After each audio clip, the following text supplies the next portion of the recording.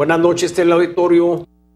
En esta ocasión vamos a abordar un tema relacionado a la seguridad y lo vamos a titular Mismo y poco efectivo plan de seguridad nacional.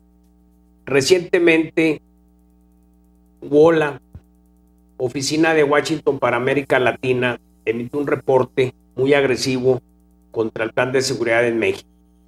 Para poder hablar sobre el mismo y poder hacer una perspectiva de la situación que impera en el país en esa materia, en esta ocasión vamos a tener como invitado al licenciado José Vidal Silerio, secretario de la Barra de Abogados de Benito Juárez, y durante 2 años fue director jurídico de la Procuraduría del Estado. Bienvenido, licenciado. Gracias, muy amable, por la invitación. Bien, como lo dije recientemente, el reporte citado generó definitivamente una situación de mucho malestar político, sobre todo en la esfera del gobierno federal, empezando por todos los autoridades inmersos en la materia de seguridad, porque el reporte se enfocó en 2 aspectos. Uno, decir que las policías mexicanas seguían siendo muy corruptas, ineptas y que violaban mucho los derechos humanos. Y el punto más delicado y más tendencioso es cuando se dice que el plan de seguridad de Enrique Peña Nieto prácticamente es el mismo al de Felipe Calderón y que los resultados han sido muy pobres. Esta situación trajo, eso se cuestiona, severa crítica. No sé, licenciado, cómo veas esta, si de ahí partimos, pero ¿qué te parece? Y le digo al teleauditorio si empezamos en el primer bloque por hacer un análisis del mapa delincuencial que impera en el país para después hacer las conjeturas y las conclusiones pertinentes. ¿Qué te parece si empezamos por Tamaulipas, que hoy precisamente el secretario de Gobernación va a dar a conocer el nuevo plan de seguridad para dicha entidad? Sí, Tamaulipas, bueno, un estado con serias complicaciones desde hace mucho tiempo atrás. El conflicto entre los Zetas y el Cártel del Golfo, sobre todo por en esa frontera, pues tan importante, o sea, es la puerta pues grande, de las más grandes para la entrada a Estados Unidos, sobre todo la ruta que va a Chicago por la autopista 35 y por otras partes de Estados Unidos.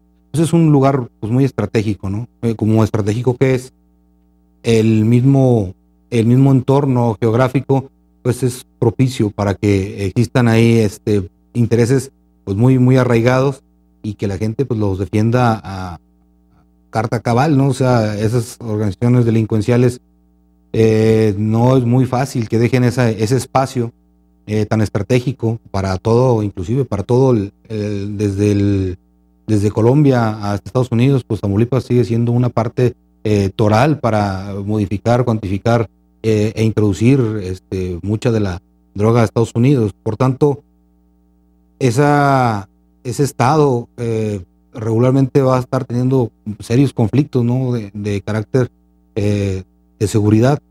El problema aquí radica en que, y como lo decías, Estados Unidos ya ha emitido un dictamen, por así decirlo, de lo que está pasando ahorita en México, y pues realmente pues es un símil a lo que se estaba realizando anteriormente, ¿no? No se ha detectado un cambio sustancial, una modificación que atraiga resultados más concretos. Si bien se han hecho algunas capturas de algunas personas muy identificadas y con muy amplio poder dentro de las estructuras de la organización delincuencial, igualmente lo es que en lo general el entorno no ha cambiado en mucho, ¿no?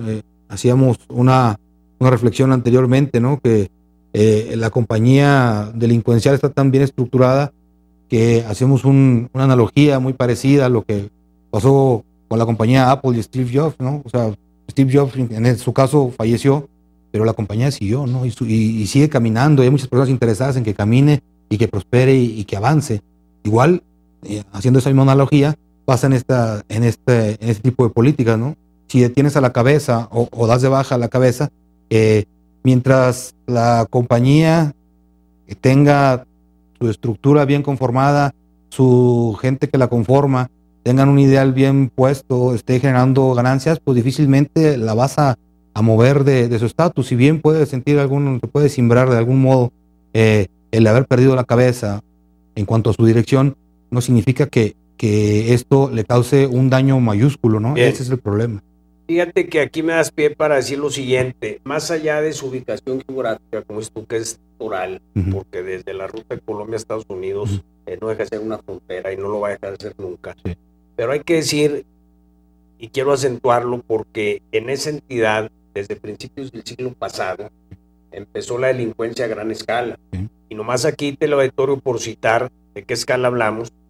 1930, ahí en ese tiempo el gángster del estado era Juan Nepomuceno Guerra, que andaba con el negocio del contrabando del whisky, que lo metía por Texas con destino Chicago, Nueva York, y hasta parece así hollywoodense, pero nada menos contactos en Chicago era Al Capone, y en Nueva York Bugsy Siegel, que era el brazo derecho, el lugarteniente de Lucky Luciano. Entonces estamos hablando de qué dimensión de delincuencia existe en Tamaulipas y data desde principios del siglo pasado. Desmantelar esas redes cuando ya es por eso se le dice que es un narcoestado. A mí se me hace una labor titánica a la que va a enfrentar hoy, porque hoy es cuando precisamente, reitero, Miguel Ángel Osorio Chong, secretario de Gobernación, va a conocer ese nuevo programa. ¿Cómo estará? Hablar de Tamaulipas es hablar de ahorita de la entidad más agresiva, más violenta y más insegura. Más para poner en perspectiva, 28 de junio del 2010 se asesina a un candidato, Rodolfo Torres, que es hermano del actual Egidio Torres, gobernador. O sea, este actual gobernador que ha salido muy neto, porque realmente, digo, ya ahorita el sentir ciudadano es que este gobernante, como Egidio Torres, no gobierna, sino cogobierna. O sea, está cogobernando con el crimen organizado. Entonces, ese es un dato fuerte. Tamaulipas, escándalo mundial, precisamente en el 2010, cuando en San Fernando se encuentran masacrados 93 cuerpos de migrantes. Y no pasaron meses y 193 desaparecidos salieron en fosas clandestinas. El 62% del secuestro nacional está concentrado en tal entidad. Con esto, el auditorio ponemos en perspectiva lo descompuesto que está dicho Estado, el foco rojo que representa para la seguridad nacional.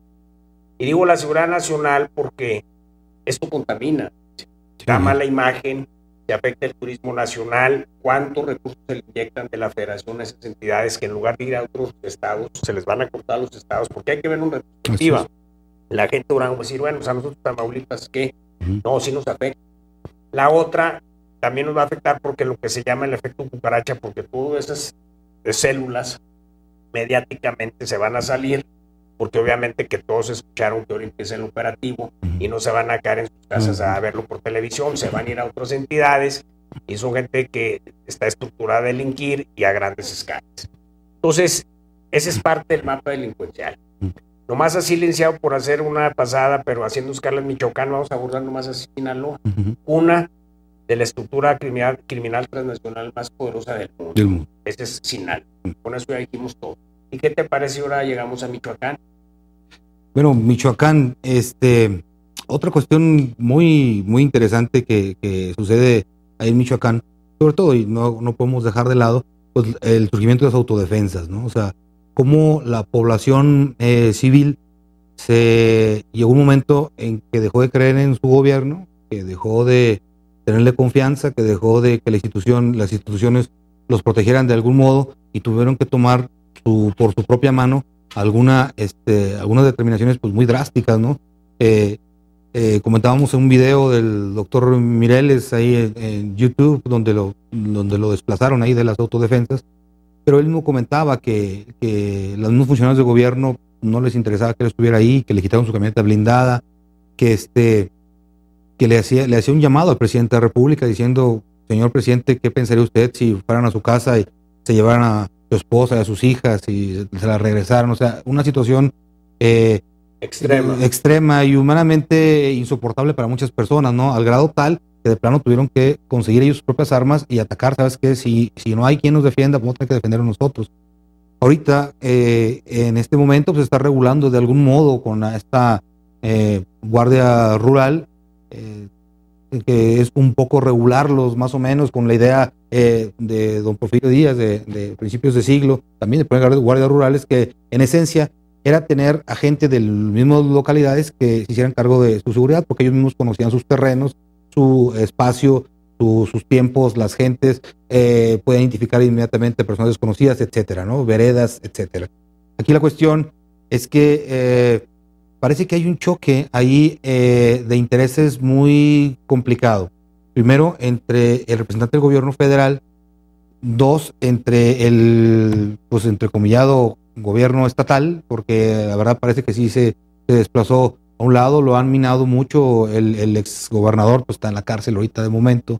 El gobernador actual pues tiene una salud muy precaria. Fausto Vallejo. Sí, su ámbito de poder, pues la percepción de cualquier persona es que pues, está muy limitado. Y las autodefensas, ¿no? O sea, como ellos también dicen, oye, pues sí, gobierno, nos estás ayudando, pero ¿por qué no lo hiciste antes? ¿Sabías dónde estaban, quiénes eran, dónde convivían, dónde cohabitaban?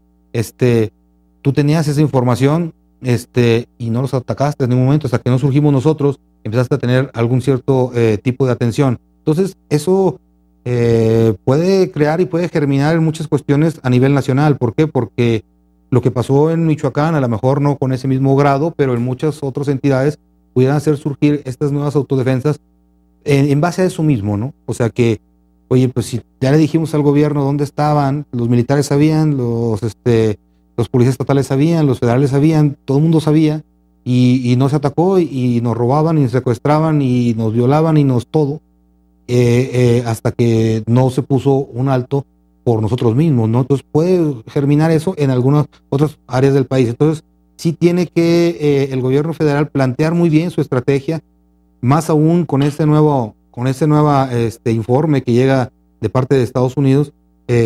Tiene que especificar muy bien qué es lo que va a hacer, ¿no? Pero fíjate aquí, lo delicado.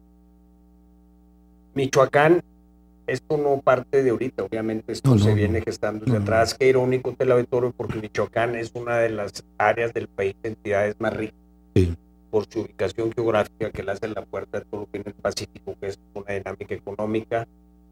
Tenemos un clima excepcional, una vegetación, ahí están los clústeres del aguacate que llaman el oro verde. Y qué irónico, pero parece que todas las ventajas se convirtieron en calamidades. Ayer vimos las noticias que otro barco iba con todo el mineral robado de las minas. O sea, es increíble a qué nivel llegó de descomposición. Aquí el problema es, vamos por partes, lo político. Fausto Vallejo es un gobernador que prácticamente, como dicen, es emblemático, está pintado, es una persona muy enfermo. Meternos en los cuestionamientos, ¿por qué no ha renunciado? ¿Por qué no lo han renunciado? Es meternos por una vertiente inherente al tema, pero daría para otro programa. Y es inaudito que, como dices tú, hayan dejado a la ciudad en ese estado de indefensión y las autoridades no hayan hecho absolutamente nada. Aquí el exgobernador, que fue exgobernador interino, está en la cárcel y están cayendo presidentes municipales, y yo te digo que si empiezan a caer toda la estructura del ámbito político, porque cómo entender, como dices tú, ese nivel de descomposición sin la complicidad del aparato. Y estoy hablando de los dos niveles de gobierno, no es que hasta el frente. Entonces, y no, si empezó ahorita la vertiente de hacer y atacar al aspecto político, pues es un buen principio, que no es de aplaudir, porque esto se debe haber hecho desde antes. Y yo te aseguro que medio mundo estaría ahorita tras las rejas. Aquí la pregunta es quién va a cerrar la última puerta. Este sería un gran problema. Ahora, se está festejando mucho lo que es tú de las autodefensas, que eso, para empezar, ahorita está el interrogante, porque acaban de poner a 155 personas, que las acaban de hacer que de autodefensas se conviertan en guardias rurales. Vamos a ver cuál va a ser el desenlace de las mismas, porque mucho se dice que muchos grupos de autodefensas estaban filtrados por el crimen organizado. Entonces, y fíjense, aquí Auditorio, en paralelo se habla, lo ha desmentido el comisionado Alfredo Castillo, pero se habla que acaba de surgir una nueva organización criminal, el cartel denominado la Hermandad 3, que tiene integrantes de los caballeros templarios, de la familia michoacana y de Jalisco Nueva Generación, y por supuesto está involucrado la Tuta Serrano. Entonces, de ser así es preocupante, porque por un lado lo está negando, pero por otro lado ya lo están reafirmando. Y eso se está dando en el contexto que está todo el operativo de Michoacán. Entonces, mucho también imprudentemente se está, aplaudiendo, festejando, como es típico en este país, que empieza imprudentemente a manipular las informaciones, a quererles sacarle rentabilidad política, y por eso después se le revierte a los mismos políticos, en este caso la popularidad de Peña está abajo. ¿Qué quiero decir con esto? Están festejando mucho Michoacán, cuando a mi forma de ver las cosas, apenas el gran reto todavía no empieza, porque el gran reto en ese estado, como dices tú, es reconstruir toda la vida institucional. Tienes que empezar desde alcaldías, con lo que significa cabildos, policías, ministerios públicos. O sea, es una labor titánica en ese sentido. No sé qué piensas tú al respecto. Sí, lo que pasa es que habría que verlo desde el inicio, ¿no? O sea, si queremos realmente solucionar el problema o amainarlo, o sea, esa es la cuestión, o sea, ¿qué es lo que realmente se pretende, ¿no? O sea, porque el hecho de tener esa misma inercia que traíamos desde con Felipe Calderón y continuarla de nuevo, pues es amainar, o sea, tuvimos 6 años para comprobar que no se iba a eliminar, o sea, que simplemente se iba a amainar o se iban a acomodar mejor las estructuras, y en dado caso, si se ponían de acuerdo y nos hacían el favor de pararle su criminalidad, le iban a parar. Pero si no nos lo hacen el favor, pues ahí está. Entonces, no, pero aquí el problema, Alicia, es que ya no es el favor, es que sí, pues sí, si ya podrán pararla. Yo sí, no creo, ¿eh? Ahorita dijimos Tamaulipas un narcoestado y lo sustentamos. Bueno, ¿desde cuándo empiezan a estructurarse todos esos entramados de corrupción? Exacto. Porque estás hablando de Tamaulipas, regresando a tal entidad, Gaster, que lo cité en Nepomuceno, tejió una red de complicidades entre lo que era el crimen organizado y la red política, el poder político, que en ese tiempo era la quina, era el brazo armado. Fíjate cómo todo está entretejido. Y esas estructuras de poder, como dices tú, se van a desaparecer o se van a ir a su casa por decreto. Esa es la gran interrogante. Saliendo de Michoacán, que para mí Michoacán nos va a dar mucho de que si yo quisiera como mexicano que esto obviamente se arreglara, pero de facto no se va a arreglar nada, y más cuando tienes una cultura delictiva ya en esas entidades tan arraigadas, etcétera. Ahora, seguimos dentro de la fase del programa del mapa delincuencial. Voy a hablar sobre el corredor delincuencial que lo forma Morelos, Guerreros y Estado de México. Y lo peligroso es que el Estado de México es una conurbada con el Distrito Federal, que es el centro neurálgico del país. Ahí nomás existe, se dice que el 60% del índice delictivo se concentra en esas 3 entidades. Sí, y la historia pues, está presente ahí. Hay bandas muy radicales en esas partes y gente pues con ideas muy arraigadas, muy firmes. Es un lugar peligroso en cuanto a que pueda surgir ahí algún tipo de personaje o inclusive de organización que pudiera destabilizar de alguna manera al Estado mexicano. O sea, ese es otro problema real, ¿no? O sea, porque ellos tienen una historia muy compleja, muy complicada, conocen muy bien sus terrenos, es gente que no tiene nada que perder, es gente, la mayoría encumbrada con muchas complicaciones. Bueno, ¿no? Aquí lo que dices tú de Guerrero, quiero estar hablando de Guerrero, porque Guerrero nos articula a otro corredor. Fue el corredor delictivo, ahora hablamos del corredor insurgente, que Guerrero, no hay que decirlo, articulado a Morelos, a Michoacán, Oaxaca y Chiapas. Por ese corredor geográfico, acuérdense que Guerrero fue cuna de grandes movimientos subversivos, ahí viene Lucio Cabañas, etcétera. Y aquí, Teleauditorio, lo que yo veo muy preocupante, bueno, todo lo que hemos dicho es demasiado, pero esto, como dices tú, podría ser un nuevo arista del tema, es que el corredor insurgente, la Comisión de Derechos Humanos, la Comisión Nacional de Derechos Humanos, ha detectado y lo ha dicho públicamente, que se da una triangulación muy tendenciosa entre el EPR, Ejército Subversivo, el CENTE y los estudiantes normalistas, donde ellos, esa triangulación trae como bandera la abolición de la reforma educativa, pero en el fondo tiene tintes políticos. Entonces ahí es donde dices tú, voy a retomarlo, de que puede surgir el nuevo Lucio Cabañas, porque Guerrero tiene vocación subversiva. Que no nos extrañe que el día de mañana amanezcamos aquí con la noticia que ya existe una insurgencia ideológica.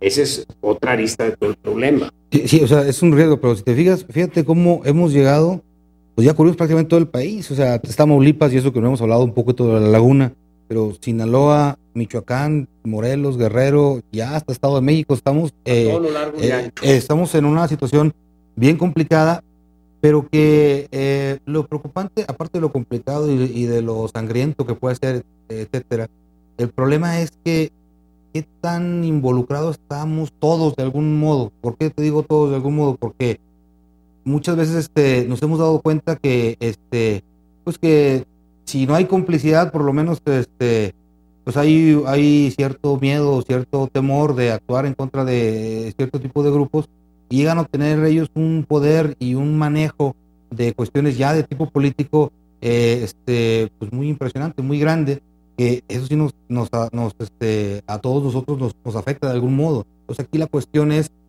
qué tanto lo tenemos infiltrado a toda esa delincuencia organizada en las esferas que nos atañen diariamente a todos los ciudadanos. No, bueno, pues es el problema. Dijimos que están cogobernando, o sea, Sí, muchas sí. entidades.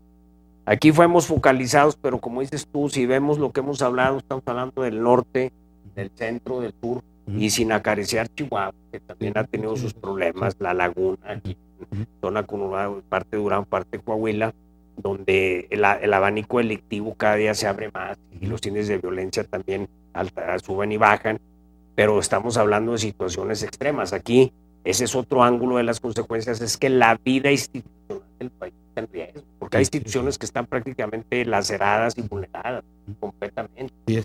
Entonces, eso lo vamos dejando para conclusiones. Aquí nomás, te lo toro ya para entrar a otra fase del programa. Hay que decir lo que dice nomás el reporte de la ANTIA, que es una consultora para temas de seguridad. En lo que va de la administración de Peña Nieto van 14,789 ejecuciones. Aquí difiere con otra información del Sistema Nacional que habla de 23,903. Estamos hablando de una diferencia de 9,000. Pero fíjate las cantidades que estamos hablando. O sea, son seres humanos. Entonces son seres humanos. Aquí parece que quedamos estadísticas, pero entonces con esto que hemos hablado y retomando lo de este reporte de Estados Unidos, pues estamos hablando que yo pienso que en términos cuando dice que la administración de Peña Nieto lleva el mismo modelo que el de Felipe Calderón y los resultados son igual, yo creo que estamos peores. Ya ahorita, desgraciadamente, hablando cuantitativamente, por el índice de ejecuciones y por lo que el mapeo que hicimos, se ve que esto está descomponiendo, desgraciadamente. Ahora yo te preguntaría, para entrar a una fase ya de la recta final del programa, así a grosso modo, a grandes rasgos, similitudes y novedades que tú veas en los dos sexenios, en las dos administraciones. Pues similitudes, pues es la mayor parte, ¿no? Realmente la mayoría es una copia del carbón de la anterior, y con lo que eso representa, ¿no? O sea, como estratega tú te podrás dar cuenta que entre más tiempo tengas tu misma estrategia, pues ya te la conocen, ya saben por dónde atacas, cómo lo haces, con cuánta gente, por dónde, etcétera. Entonces, eso te convierte, ya te da una cierta debilidad. Aquí veo yo que prácticamente es el mismo, el esquema prácticamente el mismo. Novedades, pues bueno, su representante como el que tenemos en Michoacán pues sería algún tipo de novedad, ¿no? Que llegan a tomar de algún modo ya las riendas del Estado en cuestiones de seguridad, ya con todo el apoyo de la Federación.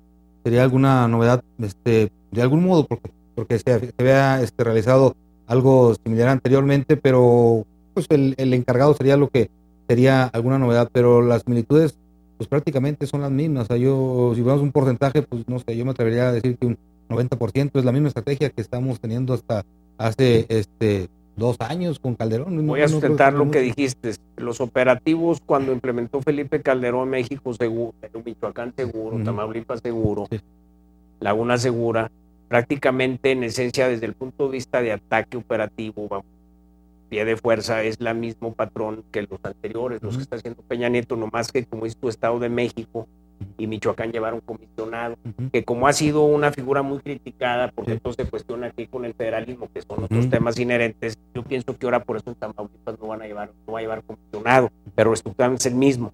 Ahora, acuérdate, licenciado, Ciudad Juárez, cuando se implementó el programa fue ya más integral, y fue cuando se da connotaciones con el tema del rescate, del tejido social, dignificación de áreas verdes, campos deportivos, etcétera, que si tú te pones a ver el programa de Ciudad Juárez, es la base y la plataforma de la cruzada de prevención del delito que está llevando este campo.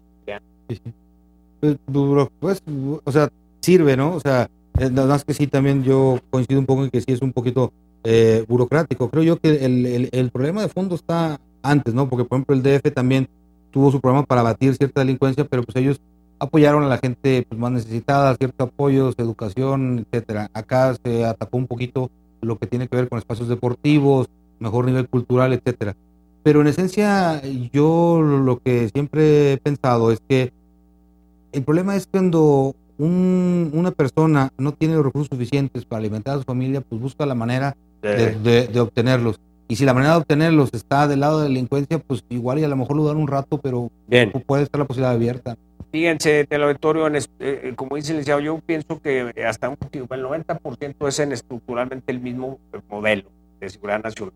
Novedades, bueno, se hablaba cuando se segmentó el país en 5 regiones, se hablaba de la gendarmería que todavía no empieza plenamente, y ahora salió que se va a crear el SEMA Nacional de Inteligencia, pero eso es así como otra cosa a futuro. Entonces, lo que estamos viendo que en un tema tan prioritario como es el de seguridad, pues prácticamente el gobierno está fracasando. Y el que paga, y lo hemos dicho aquí con lágrimas de sangre, es la comunidad, porque esa es la que está en estado de indefensión y esto es inaudito. Aquí nos preguntamos antes 2 cosas. ¿Dónde está la ley de lavado de dinero? Porque en ese sentido andamos en la calle. ¿Dónde están las figuras de extensión de dominio? Y mientras al crimen organizado no le peguen en la yugular financiera, no va a pasar nada. Y mi pregunta es, teniendo un sistema legislativo tan caro, que tienen acceso a ir a todo el mundo, lo que fueron a Italia, sacar la ley de lavado de dinero, extensión de dominio como en Chicago, como en Colombia, eso habría por su ausencia. Entonces esas son las interrogantes. Como conclusión final, así rápido, nos tenemos que ir. No, igual, coincido plenamente con lo que dices, o sea, lo que lubrica la maquinaria delincuencial es el dinero. Mientras haya gente que siga recibiendo dinero, de algún modo, pues va a ayudar, va a complementar, va a coadyuvar con la delincuencia y se va a seguir generando ese mismo estado pues, de terror que tenemos hasta estos momentos y creo yo que abatir ahí un poquito nada más para que no se desborde, pues es una mala estrategia. Sí deberían de pensar en hacer algo pues, más a fondo porque si no tendremos complicaciones más serias. Bueno, pues concluyo yo diciendo que el crimen organizado, desgraciadamente, por una razón u otra, ha incrementado los índices de violencia, el abanico electivo prácticamente ha crecido mucho y los dos se polarizan a todo lo ancho del país, como lo hicimos en esta primera exposición, y esto está amenazando ya la vida institucional del país. Estamos hablando del Estado de la... Esa es una cosa delicada en la que está inmerso el país. Te lo muchas gracias por sintonizarnos, gracias a nuestros invitados. Muy amable.